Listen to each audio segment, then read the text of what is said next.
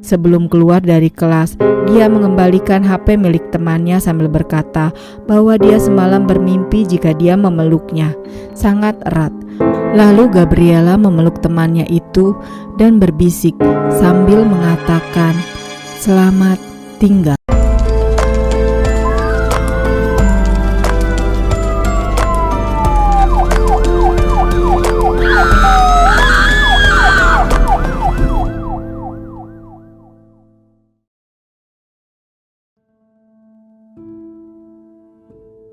Seorang gadis muda bernama Gabriela Murat tinggal di kota Porto Alegre di negara Brazil.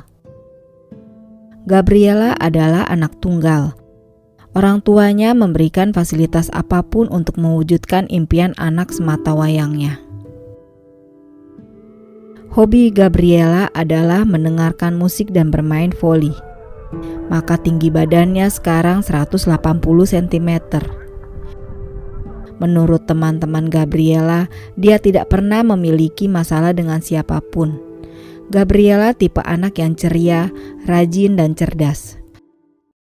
Suatu hari, ayah Gabriela memasukkan Gabriela ke kelas musik. Di sekolah kelas musik, Gabriela diajari oleh guru yang bernama Marco. Gurunya pada saat itu berusia 31 tahun. Berstatus duda dan sudah memiliki seorang anak lelaki yang berusia 2 tahun. Marco adalah pemilik sekolah musik dan dia tinggal di tempat itu. Pada saat di kelas musik, Gabriela diberikan kelas khusus oleh gurunya. Dan kedekatan mereka akhirnya menumbuhkan cinta di antara mereka. Berawal dari tukar telepon, akhirnya mereka menjalin hubungan di belakang orang tua Gabriela. Perubahan Gabriela terlihat dari dia mulai tidak aktif, tidak berkomunikasi dengan orang tuanya, juga sikap dingin ketika berada di rumah. Gabriela lebih banyak menghabiskan waktunya untuk bermain handphone. Akhirnya ayahnya mulai curiga. Setelah itu ayahnya Gabriela mengetahui jika anaknya sedang menjalin hubungan spesial dengan guru musiknya. Ayah Gabriela menentang keras hubungan tersebut karena menurutnya anaknya masih terlalu muda untuk menjalin hubungan dengan seseorang. Apalagi guru musiknya adalah seorang pria dewasa yang berstatus duda. Ayahnya langsung mengeluarkan Gabriela dari kelas musik dan juga menyita handphone milik Gabriela. Hingga ayahnya Gabriela mengawasi anaknya hampir 24 jam. Ayahnya berusaha menjelaskan pada Gabriela apa konsekuensi jika menjalin hubungan dengan orang yang lebih dewasa dan apa kerugian yang akan dia dapatkan. Namun demikian, Gabriela akhirnya menurut apa kata ayahnya. Hingga pada bulan Agustus tahun 2006, Gabriela meminjam handphone milik temannya di sekolah untuk menghubungi guru musiknya. Bahkan diketahui Gabriela sering tidak mengikuti pelajaran dan lebih memilih keluar dengan Marco. Ayahnya mengira jika anaknya benar-benar mengerti apa yang ayahnya nasihati.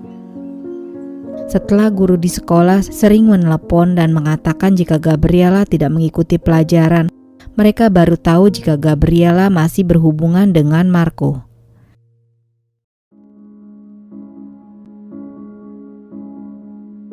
Gabriela mengatakan kepada salah satu teman dekatnya jika dia akan melarikan diri dengan guru musiknya, karena hubungan mereka tidak didukung dari dua keluarga. Teman Gabriela yang mengkhawatirkan rencana tersebut langsung menghubungi ibu Gabriela. Akhirnya Gabriela tidak diizinkan keluar rumah sendiri. Sekolah pun diantar jemput oleh ayahnya. Bahkan ayahnya memasukkan Gabriela ke dokter psikolog untuk dia membuka mata jika apa yang dia lakukan sudah terlalu jauh.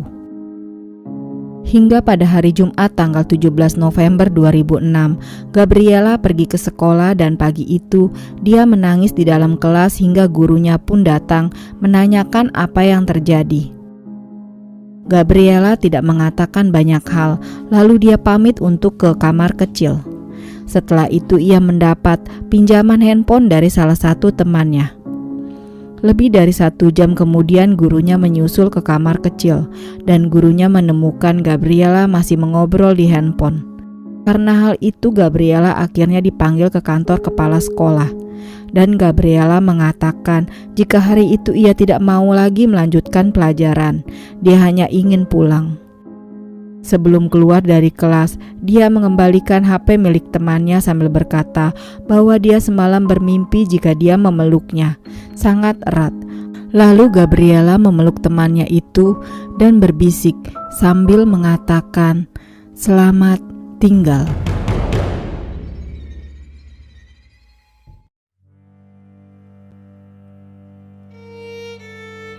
Hari itu Gabriela pulang bersama dengan ibunya dan sesampainya di rumah, Gabriela masuk ke dalam kamar.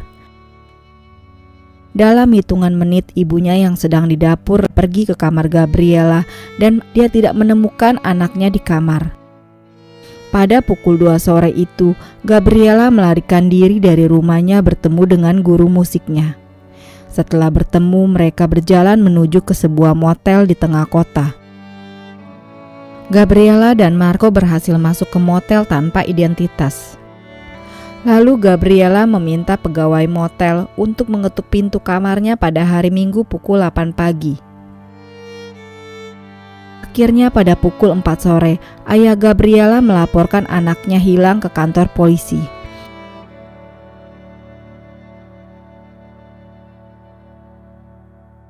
Akhirnya pada hari Minggu pukul 8 pagi pegawai motel itu mengetuk pintu kamar di mana Gabriela dan Marco tidur. Namun setelah diketuk beberapa kali tidak ada jawaban dari dalam. Dan pada pukul 2 sore pegawai motel akhirnya mengambil kunci untuk membuka kamar dan mengecek apa yang terjadi. Setelah pegawai membuka pintu kamar tersebut, dia melihat pemandangan yang sangat mengerikan. Pegawai itu melihat Gabriela dan Marco berada di atas tempat tidur dalam posisi seperti orang melakukan hubungan. Gabriela berada di atas tubuh Marco dan mereka tidak berpakaian. Kamar hotel itu juga dipenuhi dengan cairan merah, namun keduanya masih dalam keadaan hidup. Marco dengan senjata di tangannya, dia mendapat luka tembak di bagian mulut, sedangkan Gabriela juga memegang senjata dan mendapat luka tembak di bagian kepala. Saat pegawai melihat semua itu, akhirnya dia menelepon polisi.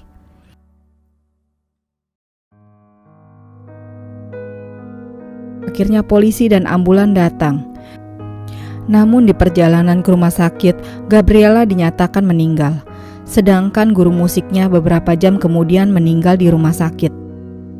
Lalu polisi menyelidiki kamar motel tempat Gabriela menginap. Dia menemukan surat yang ditulis oleh Marco dan Gabriela.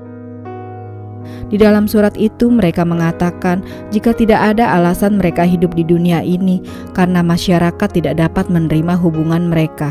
Dan mereka juga meminta maaf atas apa yang terjadi dan juga meminta kepada masyarakat agar menghormati keputusan mereka. Di tembok kamar motel itu juga polisi menemukan tulisan "Bersama sampai mati".